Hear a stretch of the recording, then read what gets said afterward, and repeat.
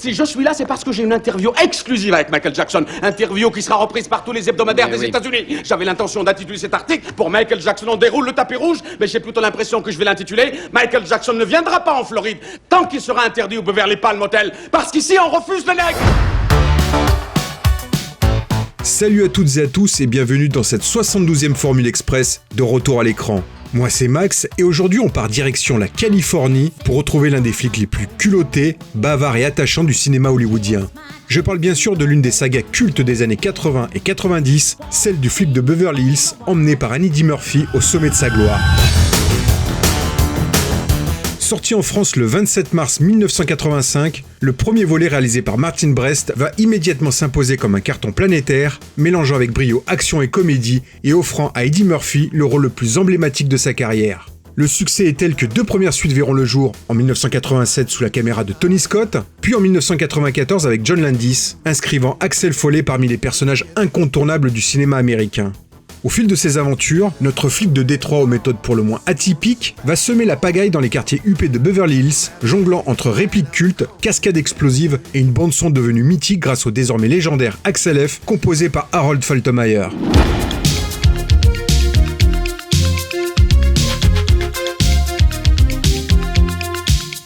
Et après 30 ans d'absence, Axel Foley est revenu en 2024 avec un quatrième opus, Le flic de Beverly Hills, Axel F, sorti directement sur Netflix le 3 juillet 2024.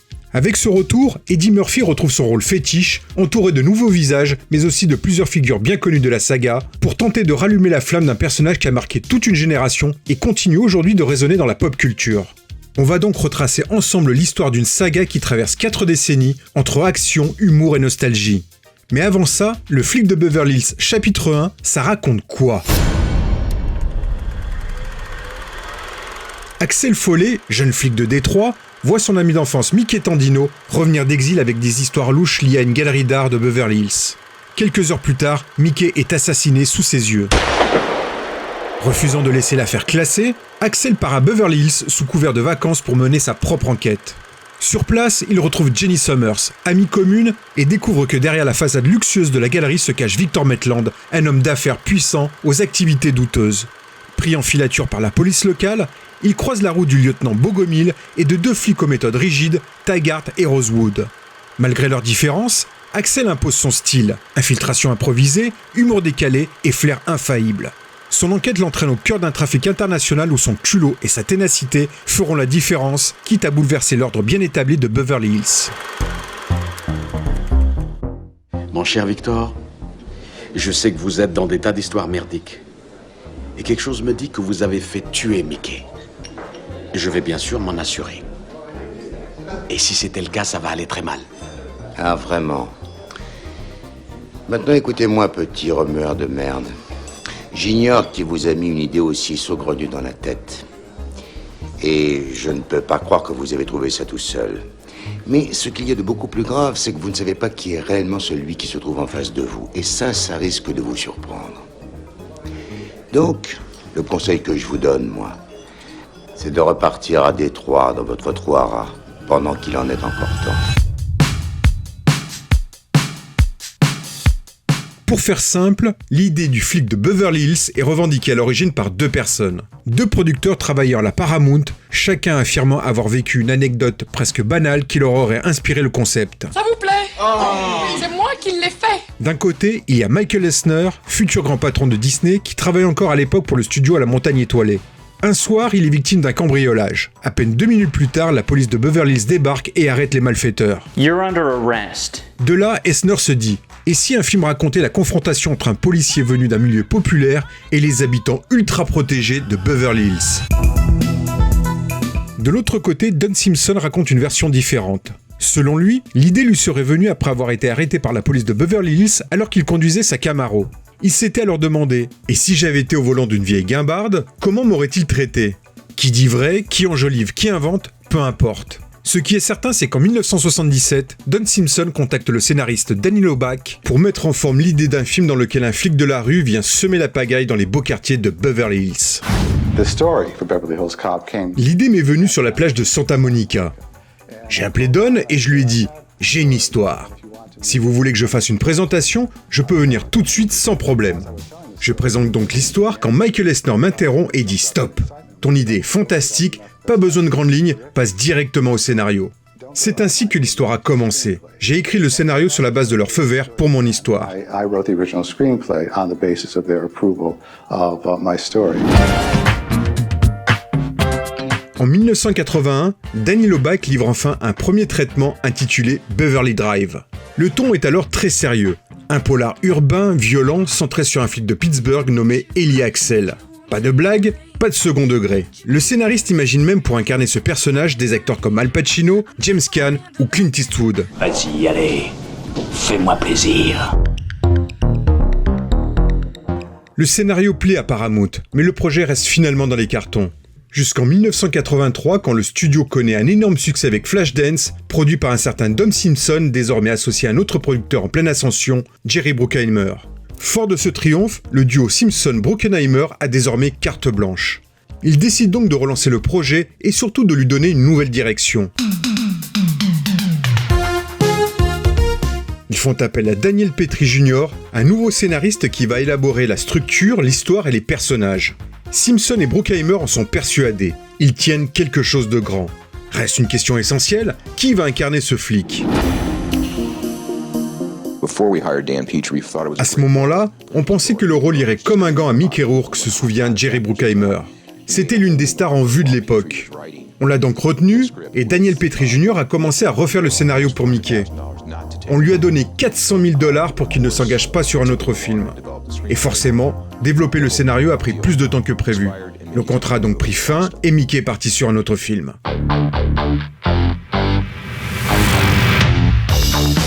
Un contretemps qui n'est pas pour déplaire au scénariste Daniel Petrie Jr., qui souhaite depuis le départ donner une direction plus comique à cette histoire.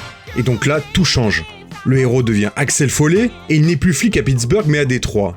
Le scénario trouve alors le bon équilibre, un mélange d'action et d'humour qui donne enfin son identité au futur flic de Beverly Hills. C'est alors que Paramount a une idée un peu folle, proposer le rôle à Sylvester Stallone. Nous sommes au tout début de l'année 1984. Stallone est déjà une star immense grâce à Rocky et Rambo. Et contre toute attente, il accepte immédiatement, mais à une condition, réécrire le script à sa façon. Donc encore un nouveau changement de cap radical.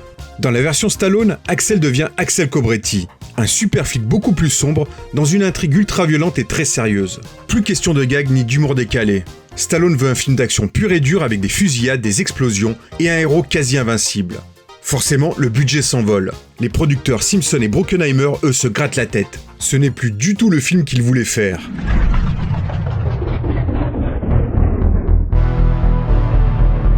Paramount décide finalement de stopper net la version Stallone. Trop cher, trop éloigné du ton souhaité. Sly quitte le projet en claquant la porte, mais il n'oubliera pas ses idées. 2 ans plus tard, il les recyclera pour écrire et interpréter Cobra. C'est ici que la loi s'arrête et que moi, j'interviens. À ce moment précis, le flic de Beverly Hills est dans l'impasse. Martin Brest, un jeune réalisateur prometteur qui avait été choisi par Simpson et Bruckheimer pour mettre en scène le projet avec Sylvester Stallone en tête d'affiche, n'était déjà pas vraiment emballé pour s'embarquer dans l'aventure. Il n'arrêtait pas de me harceler. Jerry Bruckheimer m'appelait même toutes les 20 minutes. Et quand j'ai répondu, il m'a dit « Tu ne raccroches pas avant d'avoir donné ton accord ». C'est alors que j'ai pris une pièce de monnaie et je lui ai dit « Je vais jouer à pile ou face ». Et je te jure que quel que soit le résultat, je me tiendrai à celui-là. Si la décision est de ne pas faire le film, je ne ferai pas le film. Si c'est oui, alors je le ferai. Finalement, la pièce tombe sur face, et face c'était « Je dois faire le film ». Et là, je me suis dit « Quelle barbe !» Et par la suite, j'ai même encadré cette pièce qui a décidé de mon avenir sur ce film.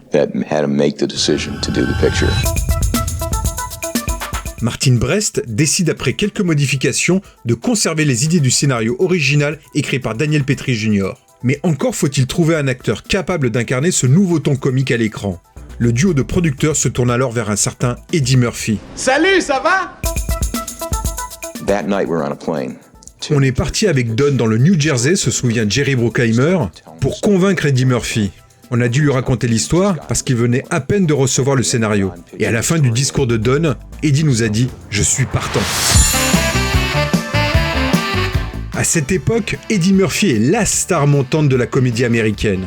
Révélé par le Saturday Night Live, il a déjà explosé au cinéma avec 48 heures et un fauteuil pour deux, dont je vous avais déjà raconté l'histoire dans un précédent épisode. Le contrat est signé le 13 avril 1984, soit à peine moins d'un mois avant le début du tournage. La pré-production se fait donc dans une urgence absolue. Tout le monde sait qu'il faudra improviser, réécrire en cours de route et surtout s'adapter à la personnalité volcanique de Eddie Murphy. Regarde bien mes lèvres, hein. Je veux 5 000 $. Regarde bien mes lèvres, hein. Je veux 5 000 $. Heureusement, le reste du casting avait déjà été recruté pendant l'épisode Stallone. C'est Amy Heckerling, future réalisatrice de Clueless et Allô Maman ici bébé, qui recommande Judge Reynolds pour le rôle de Billy Rosewood, l'un des 2 policiers de Beverly Hills qui feront équipe avec Axel Foley. Approuvé par Sly malgré un profil d'acteur de comédie, il est naturellement conservé par le réalisateur Martin Brest, justement pour ce profil qui colle parfaitement au ton désormais léger du film. Police! Vous êtes en état d'arrestation! Jetez vos armes à vos pieds! Ensuite, reculez-vous de 2 pas, les mains en l'air et on se dépêche! Bien, fiston. Extra. Pour incarner son coéquipier, le plus expérimenté Taggart, le choix se porte sur John Ashton, un acteur plutôt remarqué à la télévision jusqu'à présent. Ensemble, ils forment un duo comique construit sur le modèle de Laurel et Hardy. Parfait contrepoint au style explosif d'Axel Foley. Ça va, les gars, vos conneries ne m'impressionnent pas, mais si vous me cherchez, vous allez me trouver. Ne me touchez pas. Pas te faire foutre, je te dis.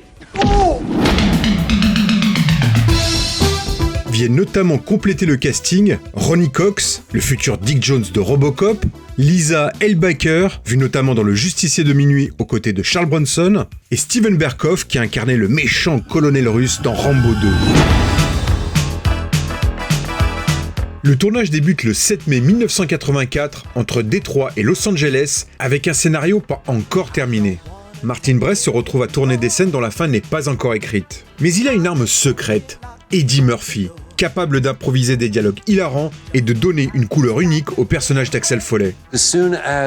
Dès que la caméra se mettait en route, Eddie se transformait, se souvient Judge Reynolds. Il avait ce genre d'aplomb qu'ont habituellement les gens 2 fois plus âgés que lui. Vous direz à Victor que Ramon, le jeune homme du motel, se souviendra. Dites-lui que Ramon a été au dispensaire et que les médecins ont dit qu'il avait un petit début de... Et que je crois que lui, Victor, devrait aller voir son docteur pour s'assurer que tout va bien avant qu'il en fasse cadeau à tout le monde. Il est préférable, je pense, que ce soit vous qui... Ah oui, je crois en effet que c'est préférable. À Détroit, l'équipe filme la première séquence spectaculaire du film. Une poursuite avec un camion de cigarettes volé qui se termine dans un chaos de voitures accidentées et de fruits écrasés. Une scène qui va occuper les 2 premières semaines de tournage dans les quartiers industriels de Highland Park. C'est justement lors des repérages à Détroit que le réalisateur Martin Brest rencontre l'inspecteur Gilbert Hill, un vrai flic de la ville. Impressionné par son charisme, les producteurs lui demandent de jouer un rôle dans le film, celui de l'inspecteur Todd, le supérieur d'Axel. Eddie Murphy lui emprunte même une habitude, porter son arme dans le dos, qui deviendra un détail marquant du personnage. Le maire a appelé le chef a appelé le sous-chef, et le sous-chef est venu me botter le cul. Non mais tu ne te rends pas compte de ce que tu fais. Patron, t'as vraiment le plus beau cul de tout le commissariat. Ne te fous pas de moi, Axel. Pas aujourd'hui. Direction Los Angeles pour la suite des prises de vue, où l'équipe se heurte à un obstacle inattendu. Beverly Hills n'autorise en effet les tournages que sur une plage horaire très réduite, de 18h à 22h30. Résultat, les scènes de nuit doivent être déplacées à Pasadena, dont les villas ressemblent au manoir de Beverly Hills. C'est pendant ces sessions nocturnes qu'est tournée la fameuse scène de la banane dans le pot d'échappement. C'est pas vrai. J'ai failli avoir une crise cardiaque. Qu'est-ce que vous faites ici si tard? Dites donc, vous manquez pas d'air, vous. Si vous êtes toujours furieux après moi à cause des bananes, je vous fais mes excuses. C'était juste pour avoir un peu de temps à moi. Mais j'aurais bien voulu être là pour voir la tête que vous avez fait quand la bagnole a calé. Dans le scénario original, Axel devait piquer une pomme de terre dans la cuisine de son hôtel pour piéger la voiture des policiers. Mais la production n'a ni le temps ni l'argent de tourner la séquence dans la cuisine. Sur le plateau, quelqu'un remarque un stand de fruits déjà éclairé pour une autre scène. On change donc de gag, ce sera une banane. Et cette improvisation deviendra l'une des scènes les plus cultes du film. Le tournage est intense, mais se déroule finalement sans incident majeur. Martin Brest encourage toute l'équipe à improviser et beaucoup de dialogues cultes naissent sur le vif. Martin Brest adore faire plein de prises, se souvient John Ashton. On commençait toujours par ce qui était écrit dans le scénario, et puis après il nous disait « Allez bon, amusez-vous maintenant ». Et on a beaucoup fait ça pendant le tournage. Martin Brest savait nous écouter, raconte Judge Reynolds. Il faisait confiance à 100% à tout le cast. Il savait qu'il avait un super cast, il a un formidable enthousiasme qui était contagieux et il savait vraiment nous écouter. À cause de délais de production extrêmement serrés, la bande originale du film doit être composée pendant le tournage. C'est le compositeur allemand Harold Faltermeyer qui est engagé pour relever le challenge. Dès qu'on finissait une journée de tournage, se souvient Martin Brest, on filait immédiatement au studio d'Harold pour écouter ses compositions. Et une fois validées, on lançait immédiatement le mixage. Inspiré par les sonorités électroniques de l'époque, Faltermeyer compose notamment un thème musical simple grâce à 3 synthétiseurs de marque Roland et Yamaha. C'est le fameux Axel F.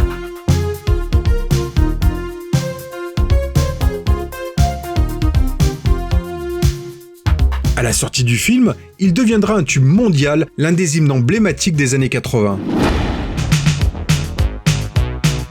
D'autres sons viennent compléter la bande originale, notamment la Neutron Dance du groupe Pointer Sisters. Un morceau choisi par le réalisateur lui-même pour illustrer la fameuse scène d'action d'introduction dans Détroit. Pour Martin Brest, l'idée est que ce sont les chansons qui soient la force motrice de l'action, encore plus que les effets sonores.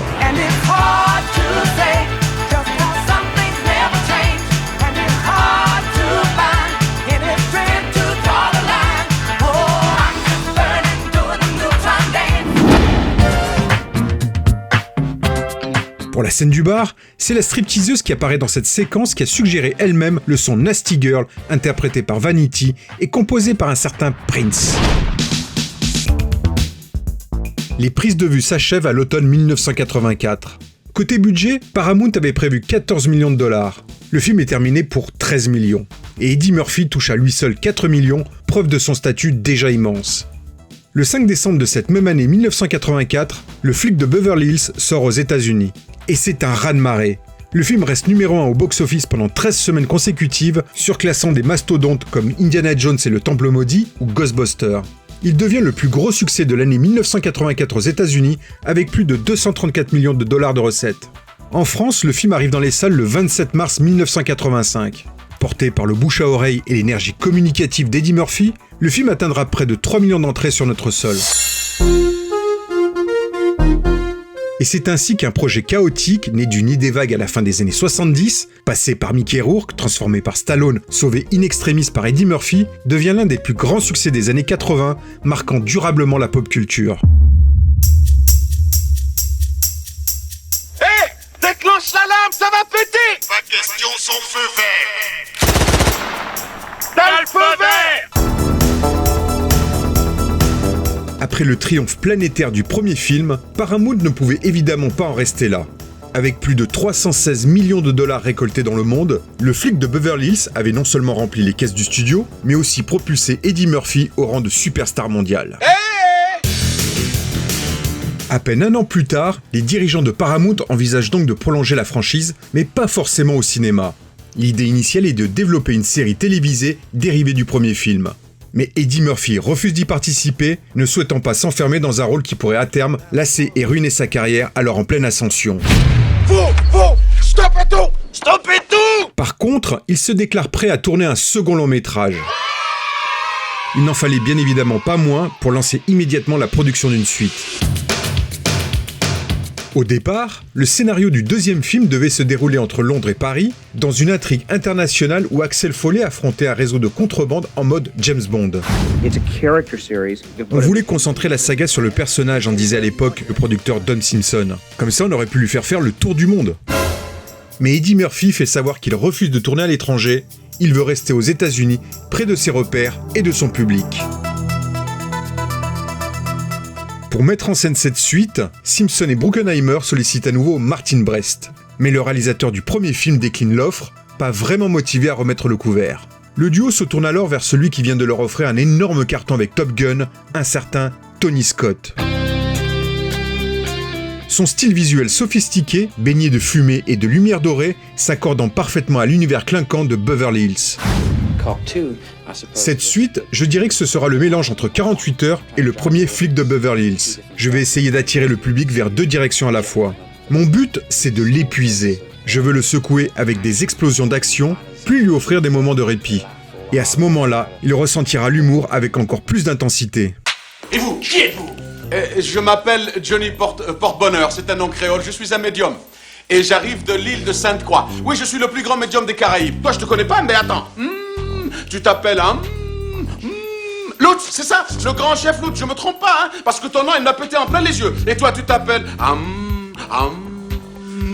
Biddle, j'allais le dire. Ah oui, si tu m'avais donné 2 secondes, j'aurais parlé le premier. J'ai pas besoin qu'on me souffle parce que je suis Johnny Porte-Bonheur, roi de la lecture si chic. Et si on a besoin de moi, y a qu'à dire Johnny Porte-Bonheur et j'arrive pile tout de suite. Le scénario connaît plusieurs versions. Le premier traitement, signé Larry Ferguson et Warren Skeren, est jugé trop faible. Plusieurs auteurs s'y succèdent avant que Daniel Petrie Jr., déjà co-scénariste du premier film, débarque en tant que script doctor et ne parvienne finalement à équilibrer l'action et l'humour. L'intrigue finale met en scène Axel Foley revenant à Beverly Hills pour enquêter sur une série de braquages spectaculaires, les Alphabet Crimes, qui ont touché directement le commissaire Bogomil devenu son ami après la première aventure. Pour résoudre cette affaire, il va de nouveau faire équipe avec Rosewood et Taggart. Allez, on va régler ça tous les 3, hein. Tous pour un pour tous. Écoute, Lutz ne pense qu'à nous balancer aux ordures. J'ai pas envie de perdre mon job ni ma retraite. Écoutez, il y a de ça 2 ans, j'ai failli perdre mon job. Et ce mec a pris tous les risques, rien que pour moi. C'est vrai ou pas? Oh, d'accord. Mais on doit faire ça dans l'ombre. Hein. Faut qu'on navigue en sous-marin. Judge Reynolds et John Ashton remplissent donc naturellement aux côtés d'Eddie Murphy, ainsi que Ronny Cox qui jongle en même temps avec le tournage de Robocop. Une nouvelle tête fait son apparition dans ce second opus, celle de Brigitte Nielsen, alors épouse d'un certain Sylvester Stallone. Nielsen prête sa stature glaciale au rôle de Carla Frye, figure féminine aussi élégante que dangereuse. Dites, ça doit prendre longtemps pour raser ces jambes-là. Je suppose que c'est censé être un compliment. Non, c'est une façon de proposer mes services. Non, sans façon. À leur côté, Jürgen Prochnow, un acteur allemand vu notamment dans l'excellent Le Bateau de Wolfgang Petersen, hérite lui du rôle du bad guy. Tandis que de petites apparitions viennent ponctuer le film, notamment celle d'un tout jeune Chris Rock qui signe là sa toute première apparition au cinéma, et celle de Gilbert Gottfried dans une scène tordante totalement improvisée. Vous n'auriez pas une Mercedes-Benz noire, numéro de plaque CRL 507? 507? Mais c'est à ma femme, c'est sa voiture, c'est pas la mienne. mienne. Oui, mais il y a 25 PV à payer. Non, mais elle est pas à moi, elle est à ma femme. Alors ça, non, salope. Paramount accorde au duo de producteurs Simpson et Bruckheimer un budget de 27 millions de dollars. Une sacrée somme à l'époque qui inclut le cachet mirobolant d'Eddie Murphy, chiffré à 8 millions de dollars avec un pourcentage sur les recettes. Ce qui fait de lui à ce moment l'un des acteurs les mieux payés d'Hollywood. La direction photo confiée à Jeffrey Kimball, déjà chef opérateur de Top Gun, renforce la signature visuelle de Tony Scott. Reflets métalliques, halos lumineux, fumée omniprésente et caméra mobile.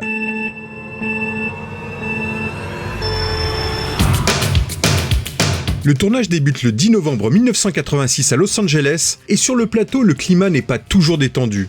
Eddie Murphy, désormais conscient de son aura, improvise beaucoup moins qu'auparavant et tient davantage à contrôler son image. Tony Scott, perfectionniste jusqu'à l'obsession, multiplie lui les prises. L'ambiance se tend, mais le résultat à l'écran est plus que convaincant. Le film est visuellement plus léché, plus rythmé, plus ambitieux que le premier opus. Le tournage ne se limite pas aux rues impeccables de Beverly Hills. Certaines scènes sont filmées dans des lieux aussi emblématiques qu'inattendus. L'une d'elles se déroule à la véritable Playboy Mansion, la célèbre demeure de Hugh Hefner qui y fait une apparition dans son propre rôle. Mon rôle, c'était de virer Eddie Murphy et les méchants de ma propriété. C'était pas grand-chose, mais ça m'a bien amusé de le faire. L'anecdote raconte qu'Eddie Murphy, déjà immense star à l'époque, a été accueilli comme un roi par Hefner et ses invités. L'équipe a tourné une partie de la séquence lors d'une véritable soirée Playboy, au milieu des convives, des mannequins et des gardes du corps.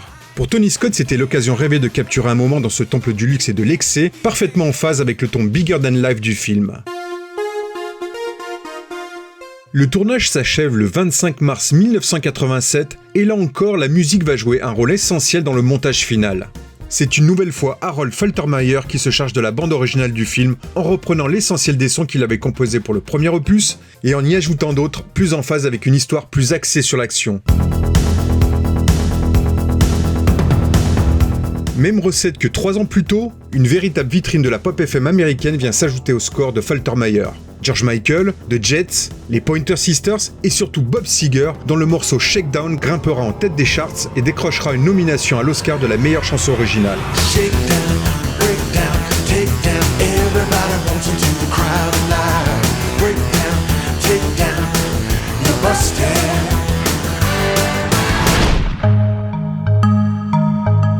Le flic de Beverly Hills 2 sort aux États-Unis le 20 mai 1987 et c'est un nouveau carton pour toute l'équipe. Le film encaisse plus de 150 millions de dollars de recettes pour un budget qui a finalement atteint les 31 millions. En France, le film sort le 26 août de la même année et c'est aussi un véritable succès avec près de 2,5 millions d'entrées. Avec près de 300 millions de dollars de recettes mondiales, il confirme Eddie Murphy comme roi du box-office. Les critiques, elles, sont plus divisées. Certains regrettent la perte de ton spontané et comique du premier film, d'autres saluent la sophistication de Tony Scott et la puissance de la mise en scène. Si ce deuxième volet ressemble finalement à une sorte de copier-coller du film original, il s'impose aujourd'hui comme l'un des plus emblématiques des années 80. Un film à la fois clinquant et rythmé, mélange parfait d'action, de style et de pop culture, symbole d'une décennie où l'on aimait tout ce qui brille. Les voitures, les héros et même la fumée. Et même si Axel Foley y rit un peu moins, il y gagne quelque chose de plus grand, son statut d'icône du cinéma d'action hollywoodien.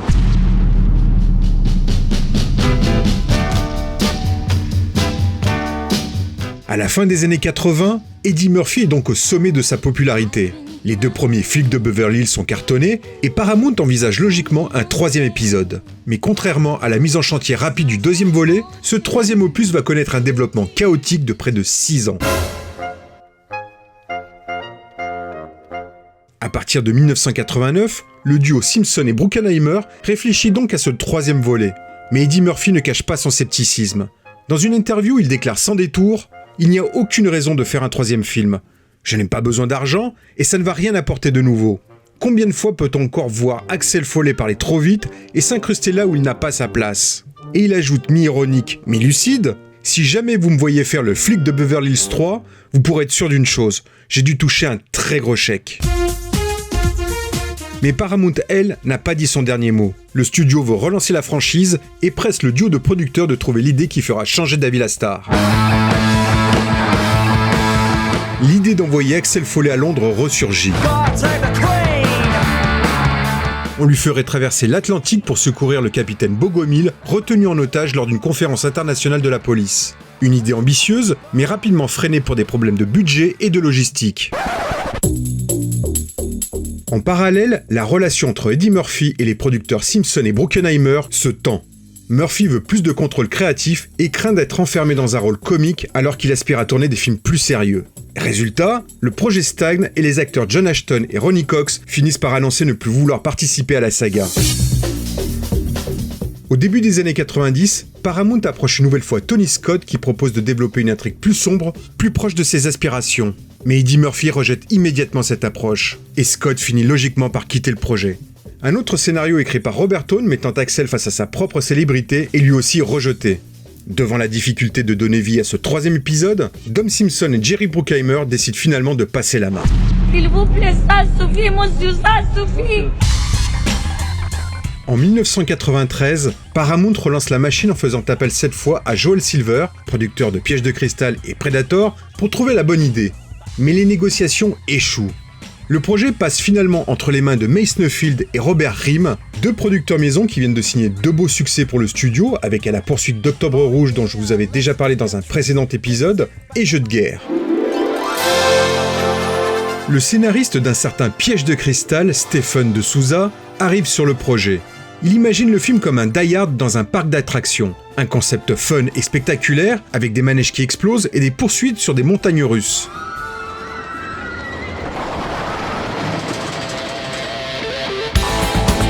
Si l'idée séduit enfin tout le monde, la Paramount déchante rapidement. Les attractions prévues dans le script coûteraient près de 10 millions de dollars à construire, portant le budget global à près de 70 millions. Un chiffre jugé exorbitant. En parallèle, les résultats décevants des derniers films d'Eddie Murphy comme Boomerang et Monsieur le député incitent le studio à réduire la voilure. Le budget est donc ramené de 70 à 55 millions, ce qui entraîne une réécriture plus sage, recentrée sur l'enquête plutôt que sur l'action. Pour mettre en scène ce troisième volet, c'est finalement John Landis, réalisateur qui a déjà collaboré avec Eddie Murphy sur Un fauteuil pour deux et Un prince à New York, qui est choisi. Landis connaît donc bien Eddie Murphy, mais leur collaboration ne s'annonce pas simple, les deux hommes ayant connu de fortes tensions sur le tournage d'Un prince à New York. Connard. C'est moi le connard, monsieur. Côté casting, seul Judge Reynolds accepte de rempiler. Un nouveau personnage, le détective John Flint, incarné par Hector Elizondo, remplace Taggart. Pour justifier son absence, une simple ligne de dialogue explique qu'il est parti à la retraite et s'est installé à Phoenix. Taggart, où est-il? Je serais ravi de le saluer. Alors pour ça, faudra aller à Phoenix. Taggart est en retraite. Il passe toutes ses journées dans les bois à rechercher ses balles de golf. Quant à Bogomil, son nom n'est même pas mentionné dans le scénario. Se joignent également au casting pour les plus connus, John Saxon, un éternel second couteau de série B, et Teresa Randall, vue notamment dans Malcolm X et Jungle Fever de Spike Lee. Le tournage finit par démarrer le 8 septembre 1993. Les prises de vue ont lieu principalement dans les studios d'Universal pour limiter les coûts, et dans le parc d'attractions Great America à Santa Clara en Californie, qui est transformé en Wonder World pour les besoins du film. Le parc sera en effet le théâtre de la traque menée par Axel Foley pour faire tomber le chef de la sécurité du site, qu'il soupçonne d'avoir tué le chef de la police de Détroit, l'éternel inspecteur Todd. Cet enfoiré a tué un officier de police à Détroit ce week-end. N'oubliez pas, on respecte le règlement par ici. Derrière la caméra, John Landis tente d'imposer son style habituel en ajoutant quelques clins d'œil comiques adressés directement aux spectateurs et en multipliant les caméos de ses potes réalisateurs. Les cinéphiles pourront notamment reconnaître au détour de plusieurs scènes Joe Dante, Barbet Schroeder, John Singleton et surtout George Lucas. Mais la sauce ne prend pas. Les rapports entre Landis et Eddie Murphy sont difficiles et cela se traduit à l'écran. L'acteur y paraît fatigué, absent, presque désabusé. Ici, son personnage est beaucoup plus sérieux, moins bavard, moins comique. Murphy dira plus tard qu'il n'aimait pas le ton du film et qu'il a joué Foley de manière plus froide. John Landis lui reprochera à Murphy son manque d'enthousiasme. Il expliquera aussi que la star ne voulait pas improviser, qu'elle n'était pas drôle. Et le chaos ne s'arrête pas là. Le budget officiel de 55 millions explose rapidement pour dépasser les 70 millions de dollars. Une somme que la Paramount refusait à tout prix d'atteindre. À tel point que le studio interrompt la production quelque temps pour reprendre la main sur les dépenses. Sur ce montant, 15 millions vont directement dans la poche d'Eddie Murphy dont l'implication est avant tout financière. Les prises de vue s'achèvent finalement le 25 janvier 1994 dans une ambiance toujours plus tendue. Si la musique avait un rôle important dans les deux premiers volets, elle est ici beaucoup plus en retrait. Excite Harold Faltermeyer, c'est Nile Rodgers, le leader du groupe de funk Chic, qui est chargé de composer la bande originale. Une bande originale qui sera sans relief, présente uniquement pour illustrer en fond les scènes d'action.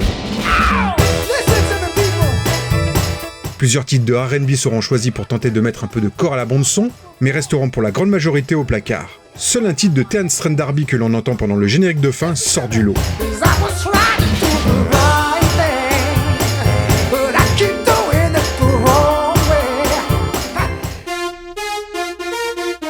Le flic de Beverly Hills 3 sort aux États-Unis le 25 mai 1994 et ne suscite pas vraiment l'enthousiasme.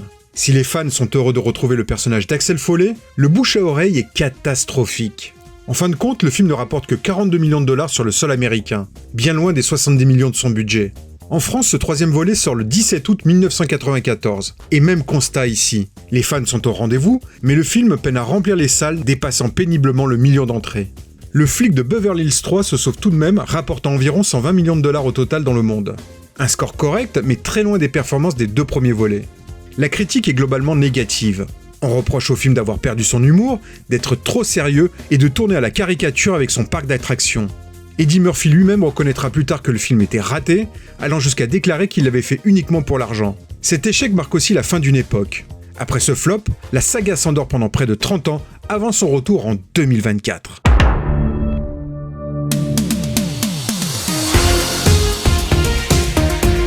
Il aura fallu 30 ans pour revoir Axel Foley. Après l'échec critique et commercial du troisième épisode en 1994, la saga semblait enterrée. Mais à Hollywood, aucune franchise n'est jamais totalement morte. Dès la fin des années 90, Paramount imagine un quatrième film. Eddie Murphy, lui, n'est pas vraiment pressé. Il répète souvent qu'il n'a plus envie de jouer Axel Foley, à moins d'avoir un scénario à la hauteur. Après le troisième film, j'ai tout de suite dit que je n'en ferais pas d'autre si on n'avait pas de scénario solide. J'ai toujours été ouvert à faire des suites de mes films, mais uniquement si cela a du sens pour moi. Et jusqu'à maintenant, aucun script que j'ai lu ne fonctionnait. Et je ne veux plus faire quelque chose de médiocre.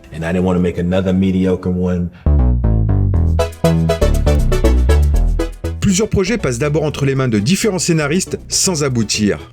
En 2001, le projet refait surface. Un jeune scénariste, Jason Richman, est engagé pour écrire un nouveau traitement après ses réécritures réussies sur le film Bad Company de Joel Schumacher.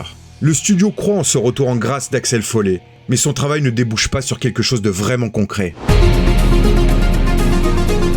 En 2006, le producteur Jerry Bruckheimer, qui avait passé la main sur le 3e volet, et désormais orphelin de Don Simpson qui nous a quittés en 1996, annonce vouloir ressusciter la saga. Mais il finit par abandonner une nouvelle fois devant le défi trop lourd que constitue déjà la mise en chantier de cette nouvelle suite. Un scénario composite, mélange de plusieurs anciennes versions, est tout de même présenté à Eddie Murphy à l'automne 2006. Et cette fois, contre toute attente, il est enthousiaste. Il y voit une occasion de retrouver l'esprit du premier film et surtout d'effacer le souvenir amer du 3e qu'il juge lui-même horrible. Mais il faut attendre encore 2 ans pour que Paramount officialise enfin le retour du projet, soit déjà 10 ans après que l'idée d'un 4e volet a été évoquée pour la première fois. Le réalisateur Brett Ratner, connu notamment pour Rush Hour, prend les commandes et promet un film fidèle au ton des premiers volets. Eddie Murphy signe pour son retour et les scénaristes Michael Brandt et Derek Haas sont engagés pour livrer une nouvelle version, intitulée provisoirement Beverly Hills Cop 2009. Dans ce scénario, Axel Foley devait revenir à Beverly Hills pour enquêter sur le meurtre de son ami Billy Rosewood. Mais le studio rejette finalement le script jugé trop convenu. Ratner tente de trouver une nouvelle approche et explique à Empire Magazine. C'est très difficile de faire un 4e film. On doit se poser les bonnes questions. Est-ce qu'Axel est encore flic? Est-il à la retraite? Est-ce qu'il retourne à Beverly Hills? Est-ce que Billy Rosewood revient? On veut retrouver le ton des débuts sans se répéter. Mais malgré l'implication d'Eddie Murphy, le projet s'enlise. Et en 2010, Ratner reconnaît que le film n'est pas pour tout de suite. Quelques années plus tard, le réalisateur sera finalement blacklisté par Hollywood, coupable de comportements plus que problématiques. En 2011, Eddie Murphy déclare qu'il ne croit plus au film. Paramount tente alors une nouvelle voie, produire une série télévisée centrée sur le fils d'Axel Foley qui tente d'échapper à l'ombre de son père. Un pilote est tourné en 2013 sous la direction de Barry Sonnenfeld, réalisateur notamment de La Famille Addams et de Men in Black. Eddie Murphy fait bien son apparition dans le pilote, entouré de quelques autres acteurs de la saga, mais il ne convainc pas la chaîne CBS qui choisit finalement de ne pas le diffuser.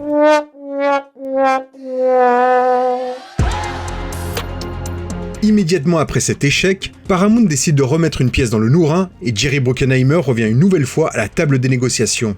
Quelques mois plus tard, Paramount confirme officiellement. Eddie Murphy reprendra bien son rôle d'Axel Foley dans un 4e volet et touchera 15 millions de dollars pour ce retour. 2 scénaristes de renom, Josh Applebaum et André Nemec, qui ont notamment signé le scénario du 4e épisode de Mission Impossible, Protocole Fantôme, sont engagés pour écrire le script. Le film doit se dérouler principalement à Détroit, dans l'hiver le plus froid de l'histoire de la ville, alors qu'Axel revient enquêter après avoir quitté son poste à Beverly Hills. Le Michigan accorde 13,5 millions de dollars de réduction fiscale au projet, qui doit générer plus de 350 emplois et 56 millions de dollars de dépenses locales. Mais en 2015, à quelques mois du tournage, vous l'avez deviné, Paramount retire le film du calendrier, le scénario est jugé encore trop faible. Nouvelle tentative en 2016, 2 jeunes réalisateurs belges, Adil El Arbi et Bilal Fallah, à qui l'on doit notamment le 3e volet de la saga Bad Boys, sont à leur tour recrutés pour relancer le projet. Ils proposent un ton plus énergique, plus moderne, et même l'idée d'ajouter Tom Hardy ou Channing Tatum en duo avec Murphy. Mais les années passent et rien ne se tourne. Il faut attendre 2019 pour qu'une véritable et définitive avancée survienne. Paramount signe un accord inédit avec Netflix, lui cédant les droits de la franchise pour une seule suite et une option pour un 5e volet. Le projet devient officiellement Beverly Hills Cop Axel Foley. Jerry Bruckheimer reste à la tête de la production et opte en accord avec Netflix pour un scénario écrit par Will Beall, à qui l'on doit notamment le script d'Aquaman. Ce scénario voit le retour d'Axel Foley, désormais vétéran du service de police de Détroit, à Beverly Hills quand la vie de sa fille, devenue avocate, est mise en danger dans une affaire mêlant corruption policière et trafic de drogue. C'est pas mon premier passage à Beverly Hills. Ouais, j'ai vu ça. 84, 87 et 94.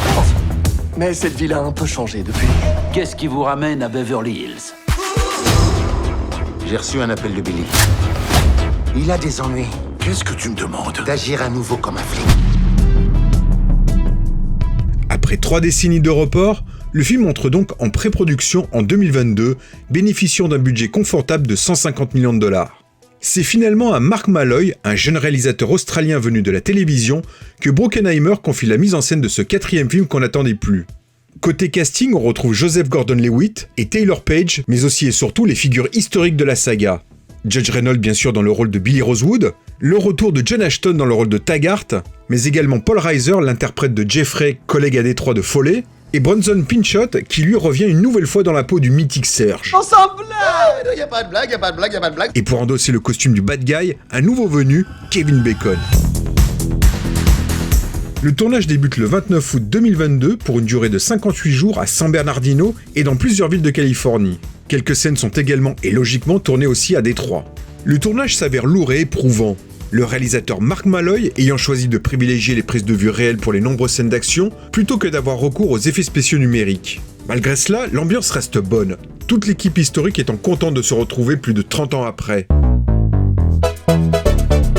Le film sort le 3 juillet 2024 exclusivement sur Netflix dans plus de 190 pays en simultané. Pour la plateforme, c'est un énorme coup marketing, le film devenant rapidement l'un des plus visionnés de l'été 2024. Ce 4e volet marque à la fois la renaissance d'Axel Foley et un symbole, celui des années 80 ressuscité à l'ère du streaming. Eddie Murphy y retrouve un rôle culte, et le public lui redécouvre le plaisir d'entendre à nouveau le mythique thème Axel F résonner.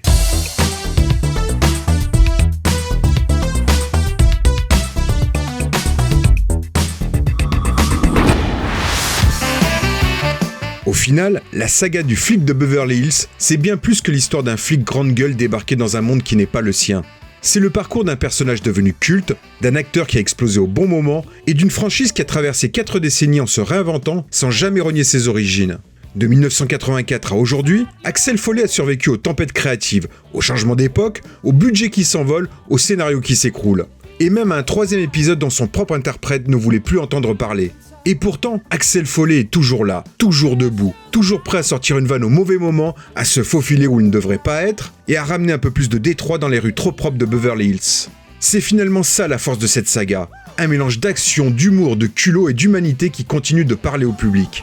Un héros imparfait mais terriblement attachant, un film qui a changé la carrière d'Eddie Murphy, et un personnage qui 40 ans plus tard reste un symbole de la pop culture. Voilà, c'était Max pour la saga du flic de Beverly Hills. On se retrouve très vite pour explorer ensemble les coulisses d'autres films. En attendant, tous nos autres épisodes sont toujours disponibles sur notre site retouralécran.fr, sur YouTube et sur les meilleures plateformes de podcast et de streaming musical. À très bientôt. Si je devais résumer ma vie aujourd'hui avec vous, je dirais que c'est d'abord des rencontres. C'est vrai que je ne vis que pour le cinéma. Pour être aimé, il faut être aimable. Vous voulez un chocolat? C'était pas ma guerre. Back and full force. Quelle est votre devise? Je m'appelle Bond. James Bond. Vous délirez totalement là. C'est ça qui permet de voyager à travers le temps. La vie a plus d'imagination que nous. J'espère que je ne vous apprends rien. Vous êtes un mélancolique. Mélancolique, mon cul.